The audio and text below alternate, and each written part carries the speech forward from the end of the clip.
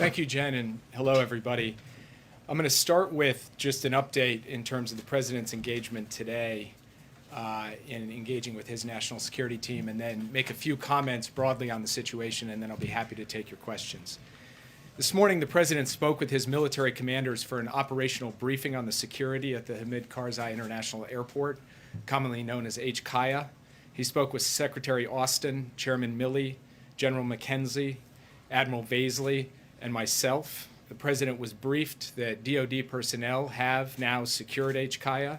HKIA is open, and U.S. military evacuation flights are taking off. Following this operational briefing with his military commanders, the President and the Vice President met by secure video conference with their national security team to hear intelligence, security, and diplomatic updates on the evolving situation in Afghanistan. They discussed the status of ongoing evacuations of U.S. citizens, SIV applicants, and other vulnerable Afghans at risk, and how we would do this safely and efficiently, and with a laser focus of the team on monitoring for and preventing any potential terrorist threats at or around HKIA, including from ISIS-K. They were joined by Secretary Blinken, Secretary Austin, Chairman Milley, Director Haynes, Director Burns, myself, Ambassador Wilson, Ambassador Khalilzad, General McKenzie, and other senior officials. Just to say a few words about where we come from and where we are. I want to start by saluting our troops and our civilian personnel at the Kabul airport. I want to salute the Defense Department, the intelligence community, the State Department, the Department of Homeland Security, and especially our country team in Kabul, who have been doing incredible work under very trying circumstances.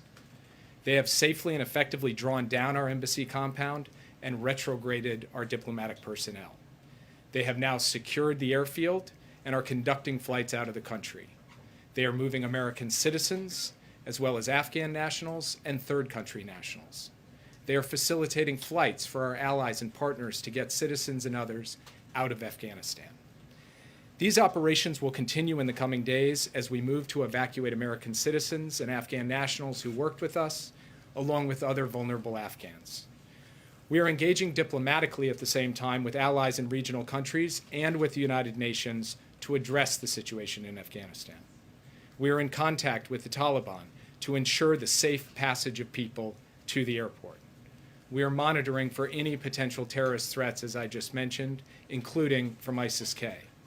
We intend to continue these operations over the coming days before completing our drawdown. When you work on any policy issue, domestic policy, foreign policy, any policy issue, the human costs and consequences loom large. And we're all contending with the human costs of these developments.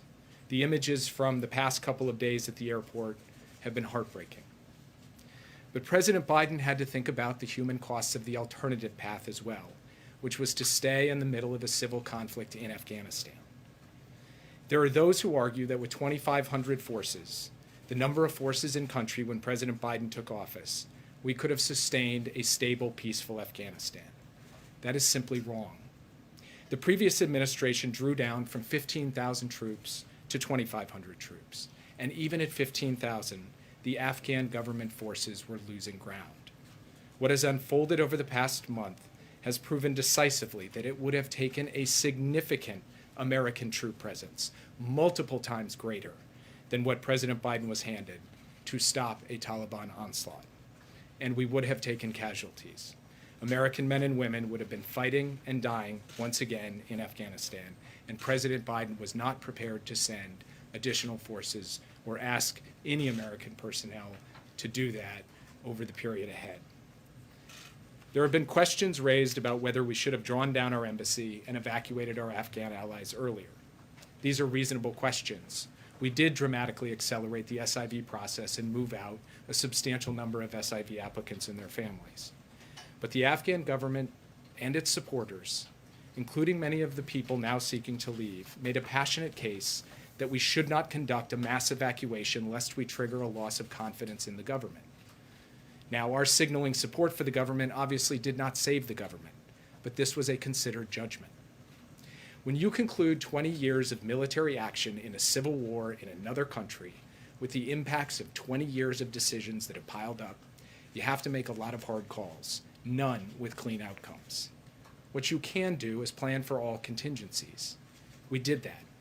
The American forces now on the ground at HKIA are there because of contingency planning and drilling we did over the course of months, preparing for a range of scenarios, including dire scenarios. President Biden ordered multiple battalions to be pre-positioned in theater, and he activated them for deployment before the fall of Kabul. He also put additional battalions on a short string here in the United States. Those battalions have now flowed in as well. Yes, there were chaotic scenes yesterday, but as Admiral Kirby said, even well-drawn plans don't survive first contact with reality, and they require adjustments, and we've made those adjustments. We will stay in close touch with our allies and partners in the days ahead as we contend with the immediate need to complete the evacuation mission and as we deal with the broader challenges posed by the new reality in Afghanistan. And we will remain persistently vigilant against the terrorism threat in Afghanistan and in multiple other theaters across multiple continents. We have proven in other places that we can suppress terrorism without a permanent military presence on the ground, and we intend to do exactly that in Afghanistan. And with that, I would be happy to take your questions. Yes. So I wanted to ask, the president yesterday said that the buck stops with him. I want to get an understanding of what did he mean by, what is he taking ownership of? Not just the decision to leave Afghanistan, but is he taking responsibility for the chaos that happened during the evacuations, for the decisions not to do evacuations sooner? For all, is he taking responsibility for that, and for any bloodshed that may be happening right now? Is he taking responsibility for that? He's taking responsibility for every decision the United States government took with respect to Afghanistan because, as he said, the buck stops with him. I am also taking responsibility, and so are my colleagues, the Secretary of State, the Secretary of Defense, the Chairman of the Joint Chiefs of Staff, the directors of our intelligence agencies. We as a national security team collectively take responsibility for every decision, good decision, every decision that doesn't produce perfect outcomes. That is what responsibility is. Now, at the same time, that doesn't change the fact that there are other parties here responsible as well, who have taken actions and decisions that help lead us to where we are. So from our perspective, what we have to do now is focus on the task at hand, the mission at hand. You mentioned chaos at the airport yesterday.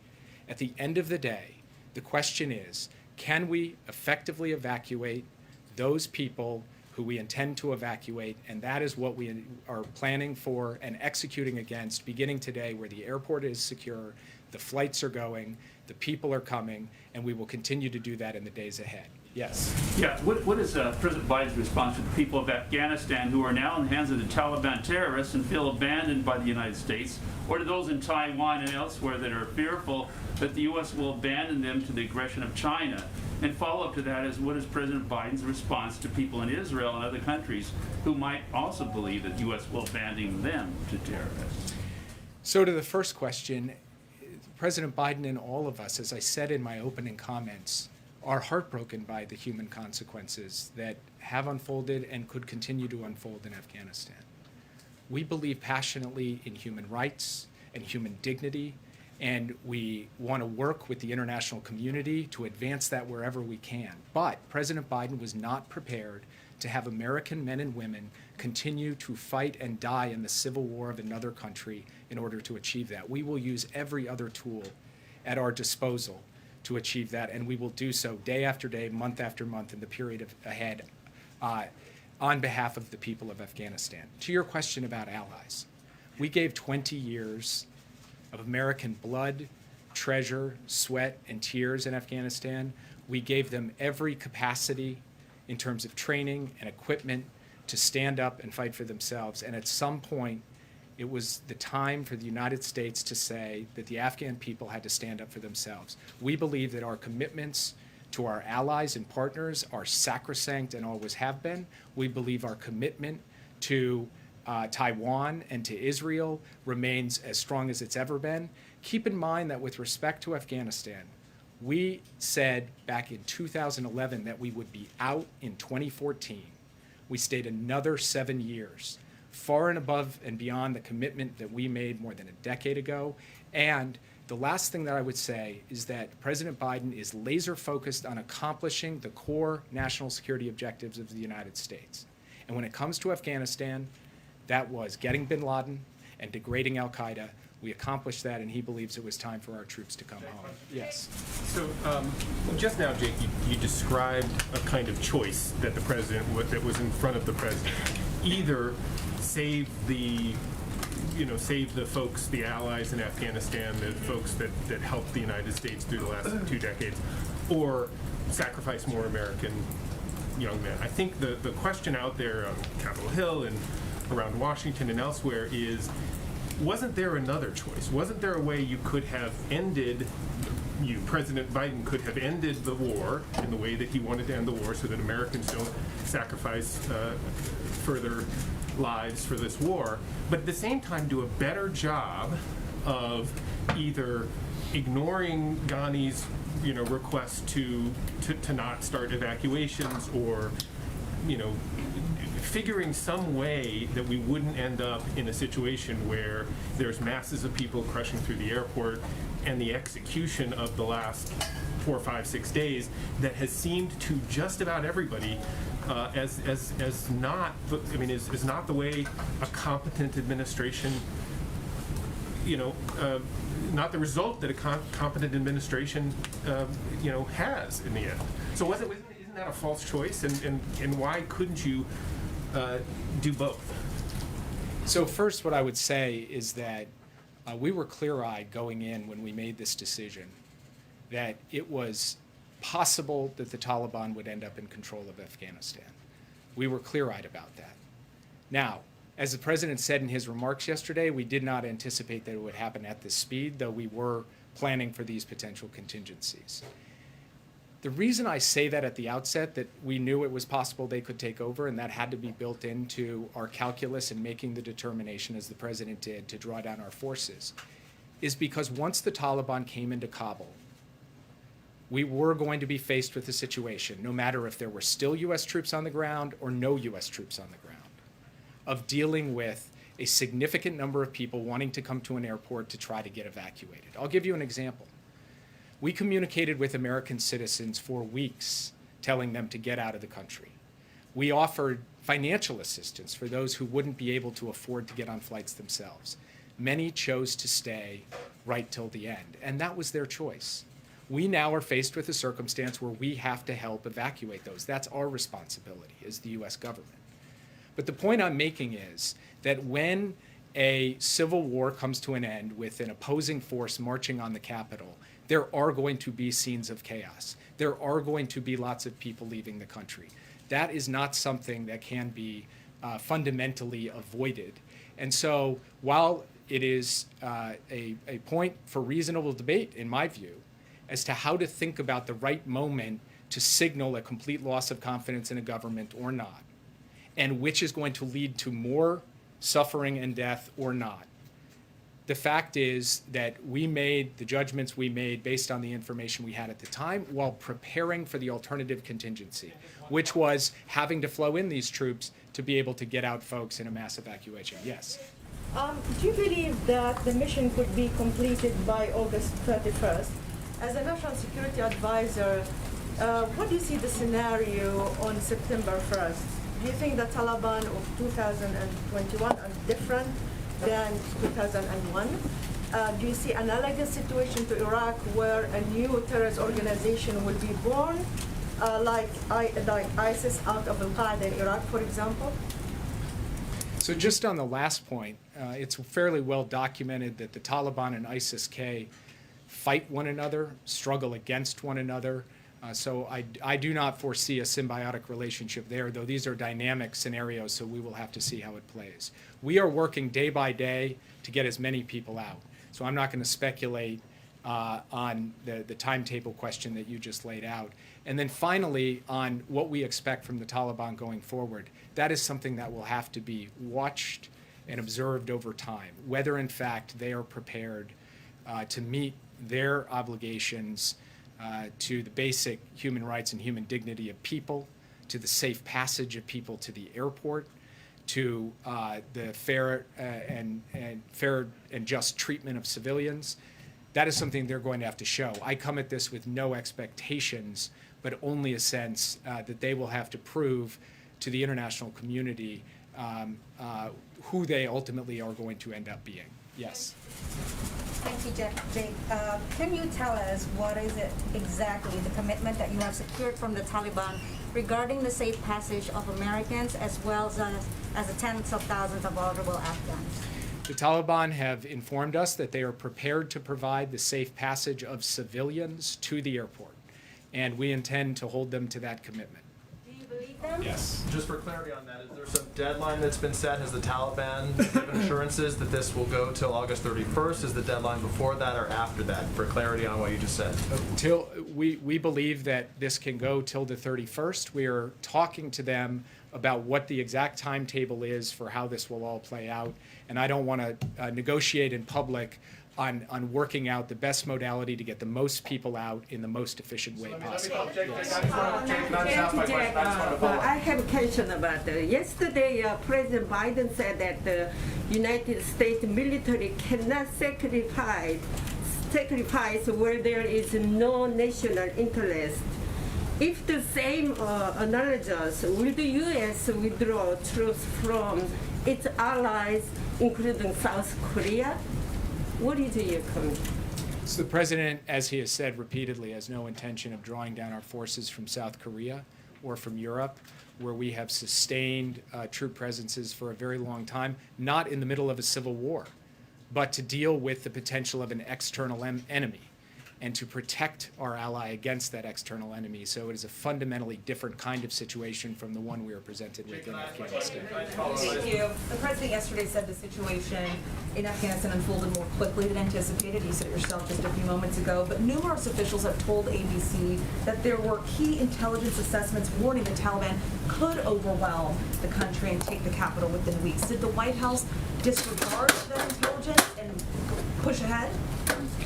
I'm not actually familiar with the intelligence assessments you're describing, but I also don't want to get into specific intelligence products. And one thing I will not do from this podium or anywhere else is talk about what a different component of the interagency did or didn't do, because from my perspective, we are one team with one mission trying to execute and do so in the best interests of our interests and values. So I will leave it at that. If that mission is not complete by August 31st, and there are Americans and Afghan allies who remain there, will U.S. troops stay until everyone is out, or will they leave? So I'm not going to comment on hypotheticals. What I'm going to do is stay focused on the task at hand, which is getting as many people out as rapidly as possible, and we will take that day by So day. you can't commit to bringing back every American. There's a large number of Christian missionaries and aid workers that are particularly vulnerable because they're known to be Christians. Is there any plan to get them to the airport and get them out? We are working with a variety of different types of groups, journalists, aid workers, NGO workers, and so forth, to help facilitate their departure from the country. Yes. Talk about these contingency plans. The President of the United States left the White House on Friday. When did your administration know that another 6,000 troops were going to be needed for this withdrawal? So on Wednesday evening, the president convened the principals, this is last Wednesday evening, to discuss the deteriorating situation on the ground in Afghanistan. He posed the question as to whether we had to flow more forces in from the point of view of a contingency to draw down our embassy and to secure evacuation. Thursday morning, he gave the order to begin flowing those forces in. And then as we watched the situation unfold over the course of the coming days, we determined that we would go from step one of that contingency plan, which was about 3,000 troops, to step two of that contingency plan, which was about 6,000 troops. Why did he leave the White House? On Thursday he knew. Why did he leave the White House on Friday? The president worked throughout the entire weekend. I was intimately familiar with his working habits over the course of the weekend because I was on the phone with him constantly. Secretary Austin was on the phone with him, Chairman Milley, Secretary Blinken, the team in country. So he was monitoring developments hour by hour throughout that entire time and has been making a series of decisions about troop deployments, giving us direction and guidance about how to take the shape of this mission and make sure that we're executing it. And at every turn, asking our military, who is leading this mission and executing this mission with bravery and valor, what do you need? I will get you anything you need. He asks that question multiple times every single day. So President Biden has been deeply engaged in this. Yes. Jake. Sorry, there's a lot of anger in Australia this morning about the way this has played out. We've got citizens and then of course so many Afghans who have helped the Australian forces and helping the US mission over the past 20 years. Does the administration accept some responsibility, or perhaps what would be your response to those people who are trapped and some are fearing execution because of the exit strategy, or perhaps lack of competent exit strategy? We do take some responsibility for our allies and partners in Afghanistan. In fact, as I said in my opening comments, we are working to facilitate flights and have already done so for countries that have lined them up and gotten their citizens to the airport. And we'll be eager to work with Australia to help get out Australian citizens and other individuals who the Australians would like to see get out. Yes. Jake, what do you say to the next generation of Afghan women and children, young girls who face fundamentally different human rights moving forward? I say that truly, deeply, my heart goes out to Afghan women and girls in the country today under the Taliban. We've seen what they've done before. And that's a very hard thing for any of us to face. But this wasn't a choice just between saving those women and girls and not saving those women and girls. The alternative choice had its own set of human costs and consequences, as I said. And those human costs and consequences would have involved a substantial ramp up of American participation in a civil war with more loss of life, more bloodshed, families here in the United States who would be asking a different form of the question you just asked. These are the choices a president has to make. And it doesn't mean because we don't have forces in that country that we're not going to fight on behalf of women and girls and human rights and human dignity. We are. We do. In many other countries where we don't have active military participation. And we'll do it in Afghanistan too. And we will attempt to use every measure of tool and influence we have along with our international allies and partners to alleviate the burden that those women and girls will face in the days ahead. We are absolutely, resolutely committed to that. Yes. Do you recognize the Taliban as the legitimate governing power in Afghanistan now? Right now, there is a chaotic situation in Kabul where we don't even have the establishment of a governing authority, so it would be really premature to address that question. Ultimately, it's going to be up to the Taliban to show the rest of the world who they are and how they intend to proceed. The track record has not been good, but it's premature to address that question at this point. Yes. You said that the Taliban has committed to safe passage to the airport, but our reporting is that they've set up checkpoints outside the airport. People are being beaten and whipped when they try and cross these checkpoints, and that some of the evacuation flights are leaving nearly empty as a result. What assurances do you have specifically about these checkpoints, and when do you expect them to stop doing this? So two things about that. First, the earliest evacuation flights in any evacuation tend not to have every seat filled because the process of getting any evacuation underway has a throughput issue. So we believe that that is being resolved with each successive flight, and we will be putting 300 passengers on your average military cargo plane heading out of the country, one after another, hot onloading and hot offloading. Second, in terms of people being turned away, by and large, what we have found is that people have been able to get to the airport. In fact, very large numbers of people have been able to get to the airport and present themselves. There have been instances where we have received reports of people being turned away or pushed back or even beaten. We are taking that up in a channel with the Taliban to try to resolve those issues. And we are concerned about whether that will continue to unfold in the coming days. As things stand right now, what we are finding is that we are getting people through the gate, we are getting them lined up, and we are getting them on planes. But this is an hour-by-hour issue, and it's something we are clear-eyed about and very focused on holding the Taliban accountable to follow through on its commitment. Yes. Thanks so much. You've talked about your confidence in the contingency planning. And I'm wondering if, in hindsight, looking at the planning and execution, what this administration would have done differently, knowing what it knows now. It's a good question, and it's one that we will conduct an extensive hot wash, as we say. We'll take a look at every aspect of this from top to bottom. But sitting here today, I'm spending every hour I have focused on how we execute the mission we have before us, which is getting all of these people out. Yes. Jake, 2 questions for you. One, has the president spoken to any other world leaders since Kabul fell to the Taliban? Oh, sorry, I was looking at the wrong person. He has not yet spoken with any other world leaders. Myself, Secretary Blinken, several other senior members of the team have been engaged on a regular basis with foreign counterparts, and we intend to do so in the coming days. Right now, the main issue is an operational issue. It's about how we coordinate with them to help them get their people out. And we are operating through logistical channels and policy channels to try to make that happen. And Jake, Yes. just to follow up on that, you just said that you will conduct a review of what went wrong here on the U.S.'s response. I know you said there are other additional factors, like what happened on the ground in Afghanistan that led to this. Will you publicly disclose what went wrong and who misjudged the intelligence here over how quickly the Taliban could take over?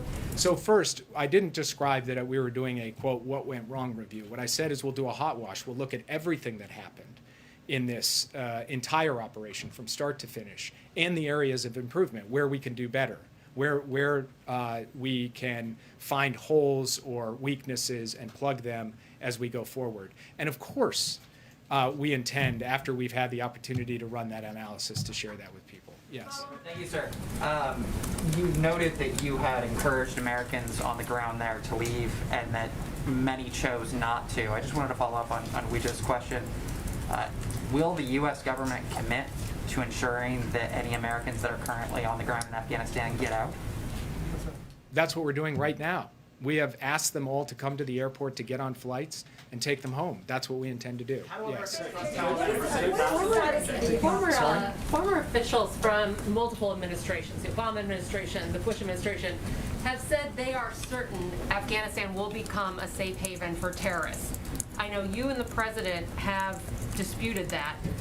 What do you think those officials are getting wrong, and can you ensure that Americans are safer today because of your actions than we were several months ago?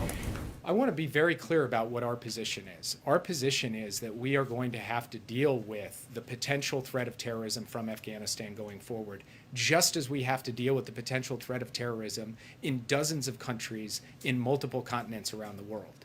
We have to deal with the threat of terrorism in Yemen and Somalia and Syria. We have to deal with the threat of terrorism across the Islamic Maghreb. We have to deal with Al-Qaeda and ISIS-K. And we have to do so using a wide variety of tools, intelligence capabilities, defense capabilities, and yes, in some cases, the support we can provide to local partners to help them deal with the challenge. And what we have shown is in many of the countries I just mentioned, among others, we have been successful to date in suppressing the terrorist threat to the U.S. homeland in those countries without sustaining a permanent military presence or fighting in a war. And that is what we intend to do with respect to Afghanistan as well. So this is not a question about whether we're clear-eyed about the terrorist challenge from Afghanistan. It is about whether the terrorist challenge in 2021 is fundamentally different from the terrorist challenge in 2001. We believe it is fundamentally different, and we need to be postured effectively to deal with the terrorism challenges we find it today as opposed to 20 years ago. Just wondering, can you shed light on the decision to leave behind Blackhawks and other equipment, how that fits in with the contingency plan the U.S. had? Leave behind Blackhawks and other equipment.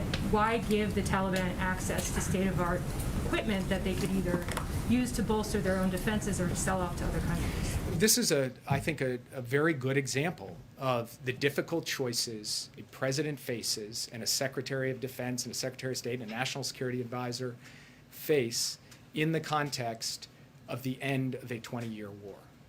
Those Blackhawks were not given to the Taliban. They were given to the Afghan National Security Forces to be able to defend themselves at the specific request of President Ghani, who came to the Oval Office and asked for additional air capability, among other things. So the president had a choice. He could not give it to them with the risk that it would fall into the Taliban's hands eventually. Or he could give it to them with the hope that they could deploy it in service of defending their country. Both of those options had risks. He had to choose, and he made a choice.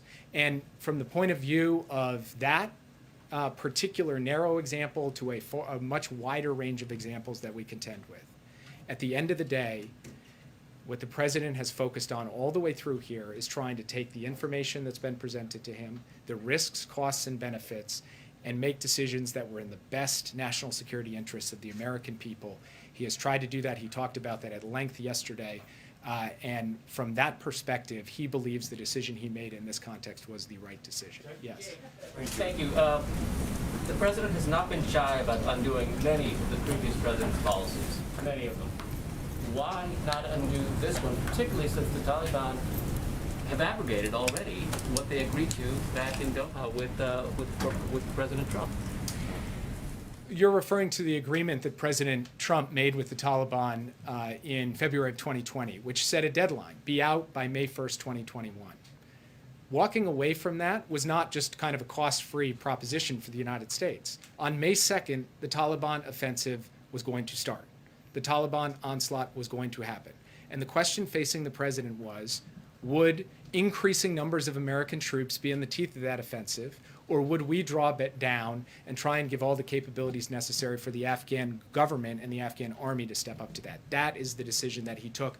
That is the situation that he was placed in with a mere 2,500 troops in country when he took over. This was a choice between dramatically ramping up forces to fight or drawing them down to end our military involvement, and that's the choice that he made. Yes. Thanks, Jake. The president said yesterday that he urged Afghan leaders to engage in diplomacy and seek a political settlement with the Taliban, but, quote, this advice was flatly refused. Does the president feel he had a willing partner in President Ghani?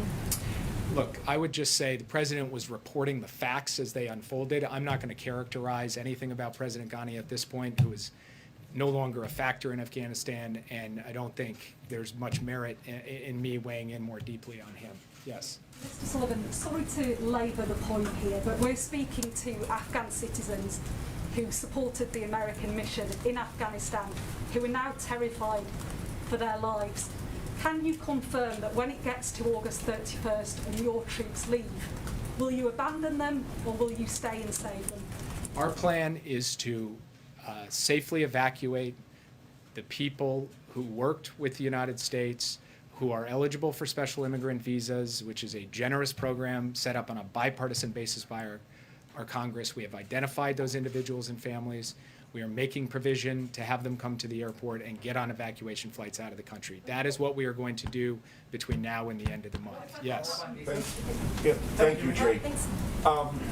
One question, going back to President Ghani.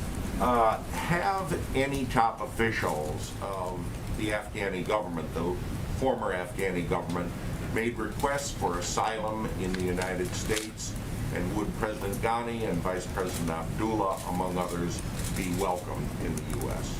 I'm not familiar with any such requests, and I'm not going to get into hypotheticals. Yes. Thanks, Jake. With the president at Camp David, can we, the American people, expect to hear from him in the coming days as the operation to get people out continues?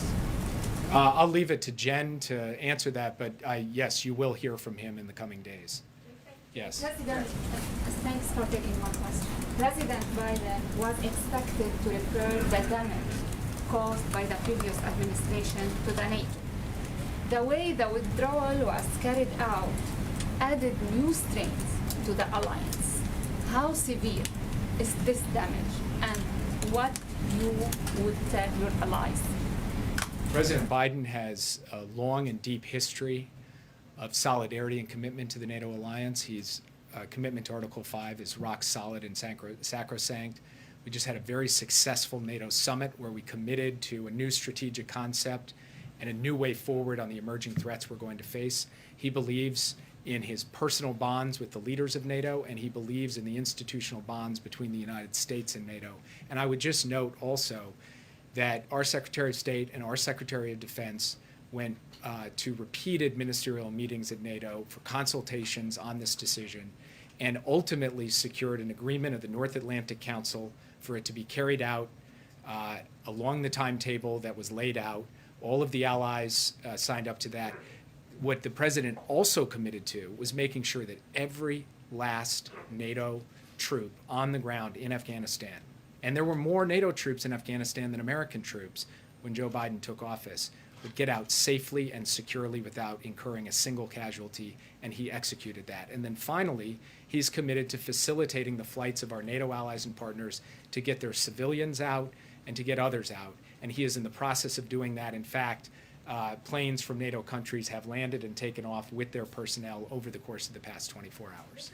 I think your previous answers are not enough to assure U.S. allies and partners, because first Korean War broke out as a civil war. If the United States commit only to places that without civil war, how can you ensure allies that the United States will defend them in a crisis that can describe as a civil war? For example, if the People's Republic of China attacks Taiwan, the Chinese can argue that it is a civil war among the Chinese, and how can you justify the U.S. involvement in Taiwan and South Korea? And I also understand the United States did not want to make a sacrifice, but at the same time, leadership requires a sacrifice. And how can you just claim to be a global leader without making sacrifice? So I want to start where your question ended, because the United States made an extraordinary sacrifice in Afghanistan. 2,448 Americans lost their lives in Afghanistan. Tens of thousands of Americans were injured in the war in Afghanistan over 20 years, trying to help that country stand up and being able to defend itself. The United States spent more than $1 trillion of its resources in Afghanistan. The amount of sacrifice and solidarity and commitment to Afghanistan, to trying to give it a chance, was immense. And it wasn't just the United States. Many other countries joined us and had their own sacrifice. Excuse me, let me just finish answering the question. And so the idea that there was a lack of sacrifice on the part of the American people is belied by the rows of headstones over at Arlington National Cemetery, where people have come home. When it comes to Taiwan, it is a fundamentally different question in a different context. And so from our perspective, what we need to focus on, well, I'm sorry, if I'll take the next question if you won't let me answer. Yeah. So what's your take on the conference earlier by the Taliban, especially the comments that they made about protecting women's rights? Do you have any trust in the fact that they're going to hold up to that? Like I've said all along, this is not about trust. This is about verify. And we'll see what the Taliban end up doing in the days and weeks ahead. And when I say we, I mean the entire international community. Yes. The Biden administration has talked a lot about evacuating American and Afghan who helped the U.S. in the war, but there were many foreign nationals, including many Africans who were there. What's the administration doing to evacuate them safely? So the United States is also focused on helping third country nationals get out of the country safely. Yes. Back in the spring, you and several administration officials committed that civilian and humanitarian aid would continue into Afghanistan. Now that the Taliban has taken over the government, does that just completely stop? Is there a possibility that that would restart at some point? We will have to take a hard look at how we proceed with on any basis at all. And as I said to one of your colleagues earlier, it's premature to answer those questions. That's something we will have to take a look at after we get through the immediate task of this mission. Yeah, at the back. What is the status of the Afghan security forces and the U.S. relationship with them? I'm sorry, can you repeat the question? The Afghan security forces and the U.S. relationship with them. The Afghan security forces appear to have essentially, no longer operate as a coherent entity. They essentially have given way to Taliban physical security control over the major population centers. Yes. What relationship with them? Follow-up question on follow-up question about the Taliban saying they'll respect the rights of Afghan women. What tools does the United States have to hold them to this pledge? And if not, what does the U.S. plan to do?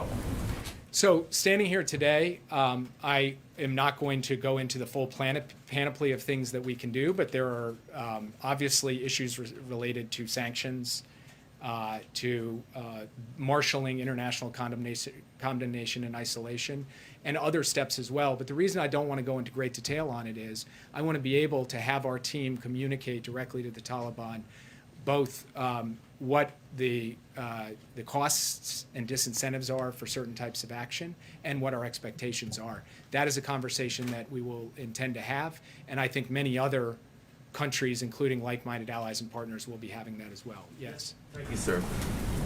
President Biden said that there was very few national security interests for the United States in maintaining some peace in Afghanistan. Would you actually reiterate that today? Would you say that there is no interest for us having some presence on the borders of Iran, on the borders of Pakistan, on the borders of near China? Would you, or Tajikistan? Would you just say that we should just give that up? I would say that the president does not believe that the United States should be fighting and dying in a war for the purpose of sustaining American military boots near Tajikistan or Pakistan or Iran. No, I would say that that is something that is not. What you just laid out as a national security interest, we would not agree that it is right to ask American soldiers to risk their lives for the purpose of maintaining a presence near Tajikistan. Yes. Thank you.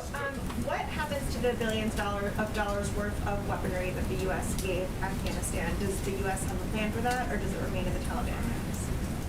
We don't have a complete picture, obviously, of where every article of defense materials has gone, but certainly a fair amount of it has fallen into the hands of the Taliban. And obviously, we don't have a sense that they are going to readily hand it over to us at the airport. Yes. Thank you, Jake. Has the president seen these images of what looks to be people flying off an airplane yesterday? And then what was his reaction to those images? The president, as he said in his remarks yesterday, has seen these images are heartbreaking. And as I've said repeatedly today, the human toll of the end of this conflict in this way is real and it's raw. And it's hard for any of us. You guys are journalists. I work in government, but you know, we're also people. And this is tough stuff. There's no doubt about it. But these are hard choices too. And at the end of the day, the president had to make a hard choice about whether to avoid some of those human costs. The United States continues to send thousands of troops to fight, and some of them die and take casualties. That is the decision that he was not prepared to take. Yes. Thank you, Jay, for the question. I just want to get your reaction to the Special Inspector General report on Afghanistan. I know this was planned before the fall of Kabul, but I just want to get your response to that. And also, how are you going to ensure that Americans and other people, refugees perhaps, have safe passage to the airport? I know you talked about securing the airport, but how are you going to ensure that they can actually get there? So as I said before, we have been working, engaging, coordinating with Taliban elements on the ground to ensure safe passage. We will continue to work that issue day by day until we've completed our mission. And what was your first question? Your reaction to the Special Inspector General report on the Afghan Reconstruction that basically essentially said that administrations were not prepared to come up with a concrete plan for the reconstruction of it. Look, one of the findings of that report was that 20 years, hundreds of billions of dollars spent, huge number of forces trained, huge amount of capabilities provided, huge amount of advising and assisting, and you had a security force that at the end of the day was not prepared with the will to stand up and fight for itself. And that is the collection of decisions taken over the course of many years. Yes. Jake, thank you. While we have you, can you address the situation in Haiti? 2 questions regarding that. Will a U.S. military presence be necessary to secure the road between Port-au-Prince and the disaster zone for humanitarian aid? And then secondly, does the earthquake in Haiti affect the administration's view that elections should be held there this year? So on the second question, it's too early to tell what the impact on the political process of the earthquake is. We are in the process of assessing that. On your first question, right now what we're focused on is getting a USAID DART team. It's been deployed out and active in helping address this. We've got U.S. Coast Guard elements, and Southcom has mobilized with logistical and other support to be able to provide the kind of emergency response that is necessary in a human tragedy and catastrophe like this. There are no current plans to speak of to deploy U.S. Military personnel to Haiti.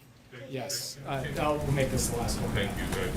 You said it's too early to say whether the U.S. will recognize the Taliban as the government of Afghanistan. Are there any steps you're taking in the meantime around sanctions or foreign currencies or anything? Is there a chance that if they do take power, that they'd be able to tap into quite a fair bit of money that the U.S. might want to head off the possibility of? Are there any steps you're taking in that regard, sort of preventatively, I suppose? We're working on those options right now. I don't want to get ahead of the president's decision making on them, and I'll leave it at that. If you are working on those options, doesn't then that speak to a doubt that you might ever recognize them? If you don't ever recognize them, how can you ensure that the president's promise of aid continuing to the Afghan people will be enacted? Well, so I don't want to get into hypotheticals, but I would point out that there are a range of different diplomatic relationships the United States has with countries around the world, including some very difficult or non-existent relationships with governments where we still provide forms of aid to people. And I will leave it at that because we're not at a point yet where we can speak directly to how things will play out in Afghanistan, but that's at least a partial answer to your question. I know you guys have many more questions, but I think probably your patience with me is also wearing a bit thin. So I will leave it at that and get back to work. Thank you. Take my question. Thank you. COVID